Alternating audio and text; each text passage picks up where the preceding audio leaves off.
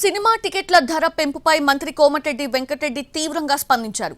తనకు తెలియకుండానే GO release అయిందన్నారు మంత్రి. ఇకపై సినిమా టికెట్ల ధరలు పెంచేది లేదన్నారు ఆయన. టికెట్ల రేట్లు పెంచమని తన వద్దకు రావద్దని నిర్మాతలకి సూచించారు. తాను సినిమాటోగ్రఫీ మినిస్టర్గా ఉన్నంతకాలం టికెట్ల ధరలను పెంచబోమంటున్న కోమటిరెడ్డి వెంకటరెడ్డితో మా ప్రతినిధి Vijay Bhaskar face to face ఇప్పుడు చూద్దాం. సినిమా టికెట్ల వివాదంపై మనతో మాట్లాడేందుకు మంత్రి కోమటిరెడ్డి వెంకటరెడ్డి వారితో మాట్లాడే ప్రయత్నం చేద్దాం. సార్ చెప్పండి,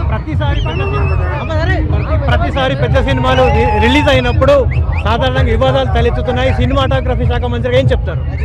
ఇక ముందు ఎంత పెద్ద బడ్జెట్ అయినా సరే రేట్లు పెంచేది లేదు, స్పెషల్ షోలు ఇచ్చేది లేదు అని మరొకసారి హైకోర్టు న్యాయస్థానం చెప్పిన దాన్ని కూడా పరిగణన తీసుకొని కాంగ్రెస్ పార్టీ అంటే న్యాయస్థానం నమ్మకం ఉన్న పార్టీగా ప్రభుత్వంగా మేము ఒక ప్రభుత్వంలో సీనియర్ మంత్రిగా సినిమా ఇండస్ట్రీ మినిస్టర్గా హామీ ఇస్తున్నా. ఎంత పెద్ద బడ్జెట్ అయినా రేట్లు పెంచేయలేదు. హీరో 100 మందిని చంపుతారు, ఆయన హీరో 100 మంది చంపుతారా?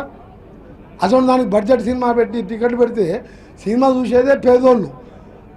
నాసం ఉంటారు, ఇంట్లో హోమ్ థియేటర్ పెట్టుకుంటావు. మామూలు వాళ్ళు ఆయన 10,000 రూపాయలు ఆటో నడిపితే 10,000 వస్తాయి. ఆ పిల్లలు కొత్త హీరో సినిమా రాగానే సినిమా పోదామంటారు. పోతే ఈయన 1,000 రూపాయలు టికెట్ పెంచారు. నలుగురికి భార్యాభర్తలకు 2 పిల్లలకు 4,000 రూపాయలు.